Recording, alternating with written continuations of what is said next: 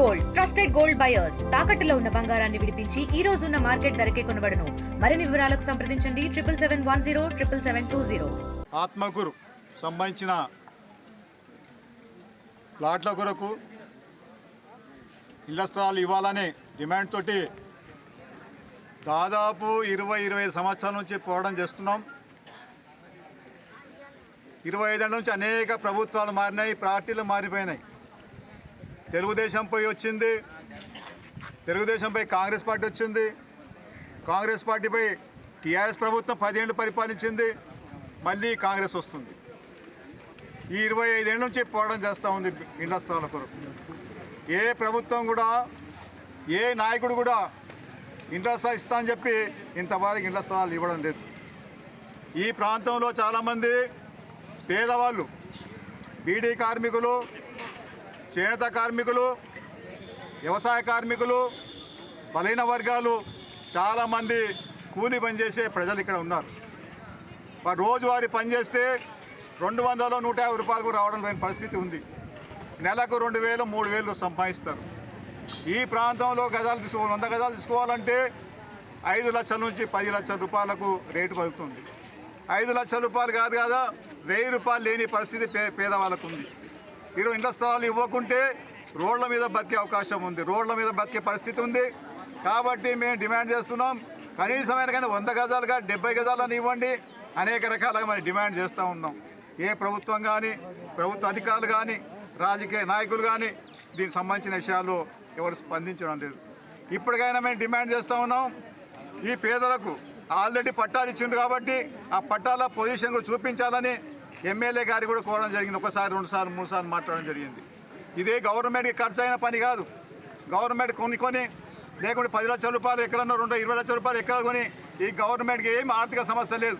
కేవలం ఆల్రెడీ భూమి ఉంది, ఆల్రెడీ పట్టాకాయతలు ఉన్నాయి. ఆల్రెడీ భూమి ఉంది, పట్టాకాయతలు ఉంటే కూడా ఈ ప్రభుత్వం ఇస్తలేదంటే ఈ ప్రభుత్వం ప్రజల పట్ల, పేదల పట్ల ఎంత నిర్లక్ష్యంగా ఉందో దీన్ని బట్టి మాకు స్పష్టంగా వస్తుంది. ఇప్పటికైనా ఈ కార్యక్రమం చేస్తున్నాం. ఇప్పుడైనా అధికారులు వచ్చి, ఎమ్మెల్యే వచ్చేసి వెంటనే పొజిషన్కి సంబంధించిన హామీ పత్రాలు ఇస్తే అంత లేస్తాం. లేదంటే కూడా 24 గంటలు కాదు, 2 రోజులు కాదు, 3 రోజులు కానీ ఇక్కడనే వంటలు చేసుకొని, ఎందుకంటే సమస్య అటువంటి సమస్య, తీవ్రమైన సమస్య ఉంది. జీవన్మరణ సమస్య ఇదంతా కూడా.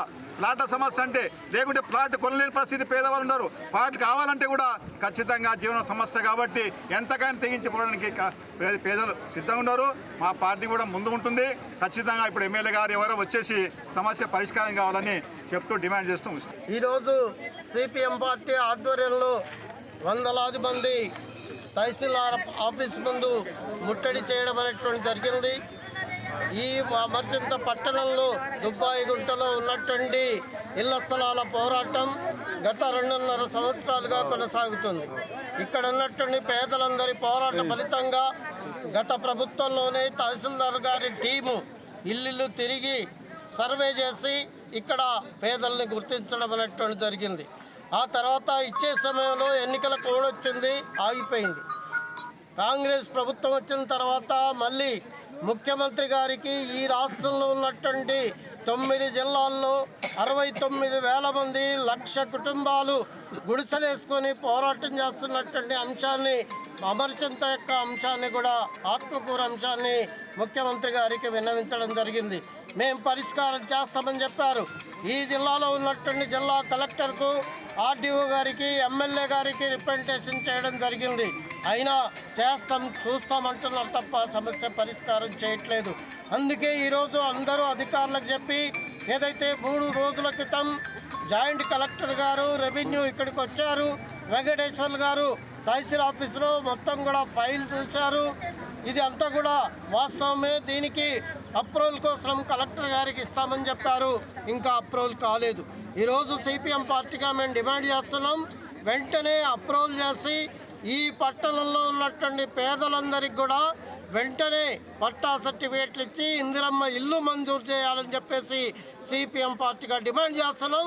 దీన్ని వెంటనే పరిష్కరించాలని చెప్పేసి విజ్ఞప్తి చేస్తున్నాం. మరిన్ని వీడియోస్ కోసం ఛానల్ ని సబ్స్క్రైబ్ చేయండి. లేటెస్ట్ అప్డేట్స్ కోసం వాట్సాప్ ఛానల్ ని ఫాలో అవ్వండి. ఆ లింక్ డిస్క్రిప్షన్ లో ఉంది.